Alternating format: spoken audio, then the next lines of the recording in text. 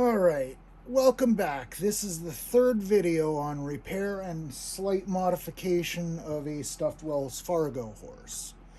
Uh, I had removed some bad backing and have removed the button that says Wells Fargo. In this video, we will be removing the bridle and sewing this up. Okay, so to start, let's go ahead and make sure there's nothing really hanging out in the thing. And I pre-threaded a needle.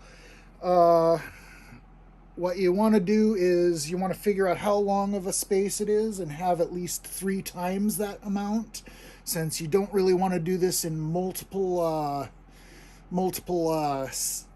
threads. So you also want something that you can give a little bit of tug to, so I use upholstery thread.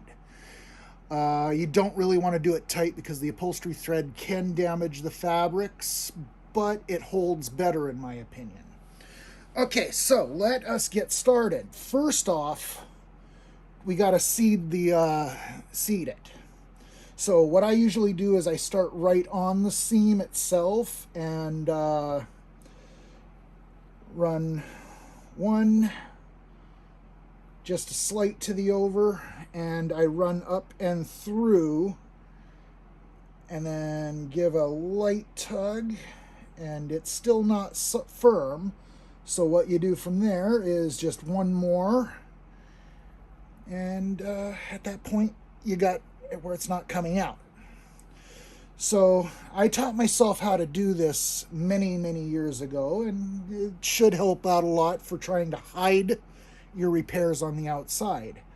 And it takes a little bit of practice, but you start by going in about 1/4 of an inch on the one side, pushing up through, pull a little tight, and then up and under on the other side. You want to be about the same location for each stitch. To get this all started, you do this, up, under, up, pull, under, pull, under, pull. To give it a little bit of tightness, I sometimes run, let's do this a little bit in slow. I come up, under, give a slight tug, under, and you'll notice I've got the loop here and I'm coming up through the loop, so that gives you the little loop there and in. All right, let us push to get this all done, and I'll sometimes do that every loop because if you're running with a stuffed animal that's like really well stuffed, it will try to slip. So running it in like this helps prevent that slip. And let's get this going. All right. Well, while we're doing this, I can probably tell you a little about myself. Yeah, everybody's knowing me here as a little bit of destruction, but I've been a collector now for stuffed animals since probably close to I want to say about 1992 when I started really collecting. But I've always had stuffed animals around ever since I was little.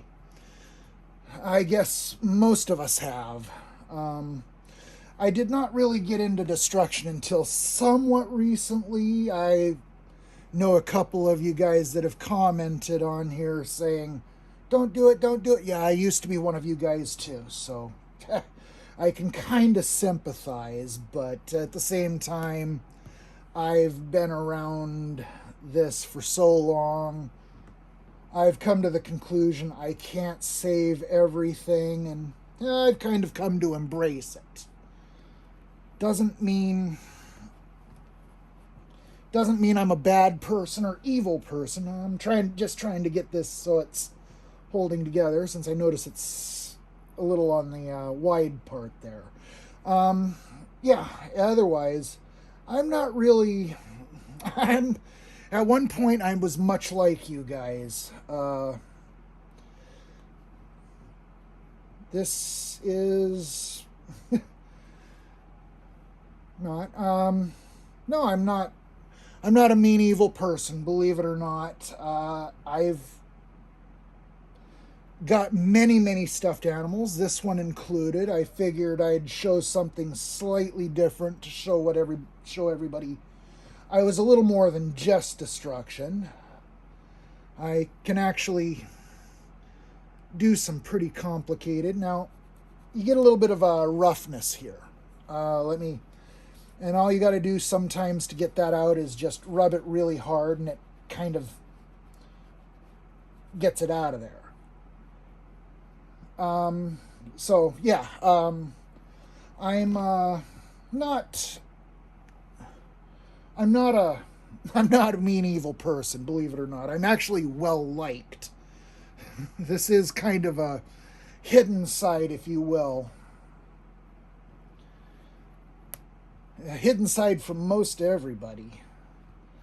But I really enjoy collecting stuffed animals. I've probably got over 500, which will probably never make it down to the studio. One of these days, maybe I'll show off some. And no, when I do that, no, I will not be taking suggestions or requests. But I'll leave that up to you. If you guys want to see some of the stuff I've got that's not destruction, I don't really see much in the way of how a video would work with that would get much in the way of views, but I could probably do some other repairs, since everybody knows me also for inflatable destruction. I do know how to repair those too. However, I'm not very good at the modification that a lot of people are. So most I can do is repair little holes, and I do a pretty good job of that too. But if somebody has any tutorials on how to repair seams, that would be great, since that's something I would love to learn how to do. All right, we are at a point here that it's getting closer and closer to being sewn in. Anyways, this is how I repair stuffed animals. It's not as complicated as a lot of people say, and I mean, you can feel it there, but the more I rub it and massage it in, the more it kind of dissipates. That's kind of how you got to do it, and you want to do it while you're still in, because you got a little bit of loose thread that it can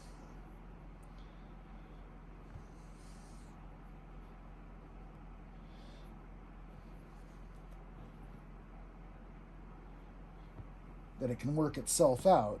We are almost over halfway done with this. I don't know. I could probably have other tutorials like this if people so want. I'm not sure exactly how many views this repair is going to get, but hey, whatever you guys want, I will try to do. I guess now you know a little bit more about me in this little talk. Looks like we got a little bit more of the damaged there, so we want to do a little offset into the good stuff, and we want to pull this little area tight. We will probably, with that little damaged area, we will probably have a little bit of a lump there, but it shouldn't be too bad. and that takes care of the little bit. Yep, there's a little bit more of the damage, so you want to come in just a little bit more. I am going to have to be a little more conservative with my thread here, because I don't want to do this in more than one thing of thread.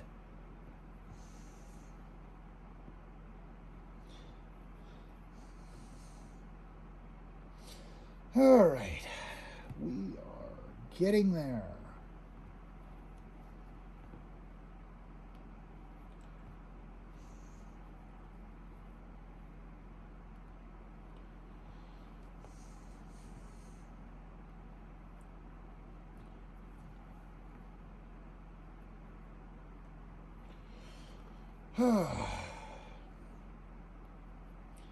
This has been kind of a crazy summer, huh?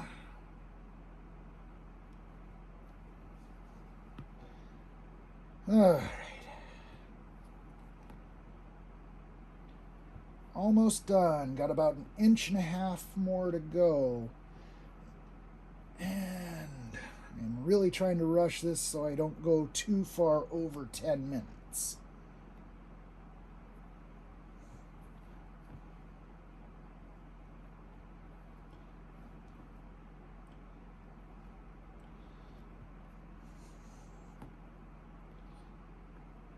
We got a little more of that bad backing.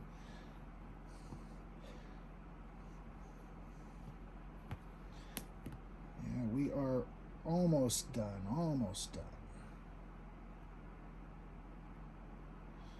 Yeah, I've got a lot of that bad backing there. There is going to be a nasty little lump right there. So I had to go in about 1/2 inch instead of the 1/4 inch that I've been doing.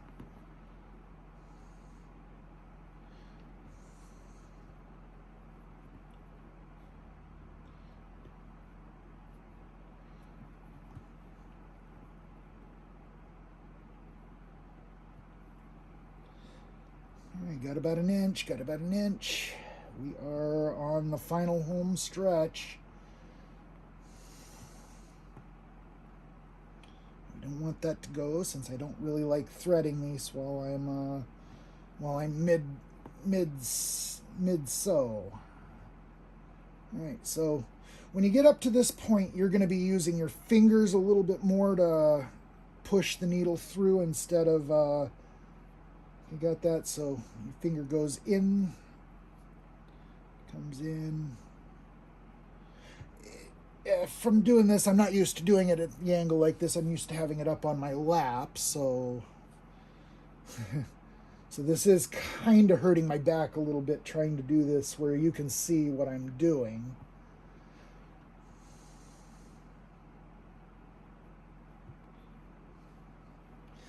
Although once you get into this far, it's a lot easier to get the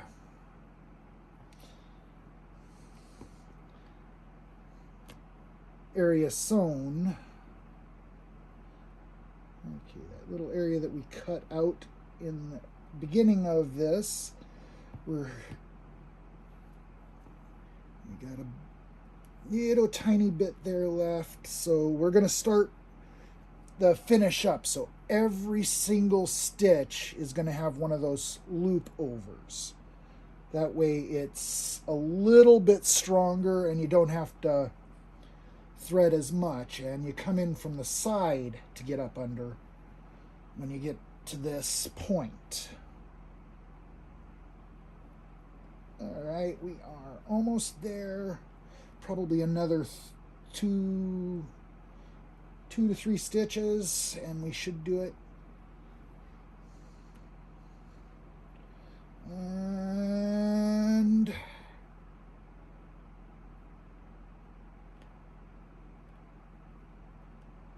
that should be the end of the hole. So what we want to do is one more if we can, and we want to do the loop over on that one as well. And then So you're going to end up, almost no matter what you do, you're going to always end up with a little bit. So you want to come up and go across both sides, the left and right, and loop over. And you want to do that in a crisscross. You don't want these stitches to be big, otherwise you are really going to feel the lump that is there, and you want to give it as much of a pull as you can to make it up as close to the body as possible. And then from there you just keep doing the crisscross with the loop in. And when you finally think you've got it, since you don't want this to come undone, good yank there. It feels like it's good, right? You take your handy dandy knife and you get it up as close to the knot as you can, and give your seam a little bit of a massage.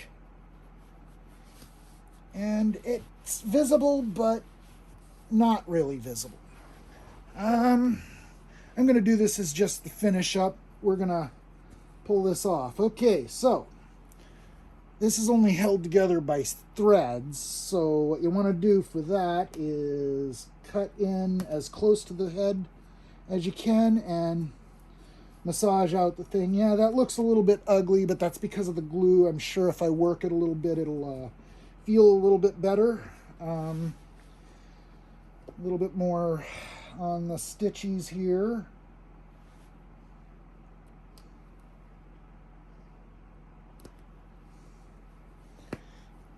And it comes off just as easy as that. If you're doing it this way, you want the sharp edge facing away from the stuffed animal, not towards it. Otherwise, you may have some more repairs that you need to do. And from there, you massage out the little white threads that held that together, and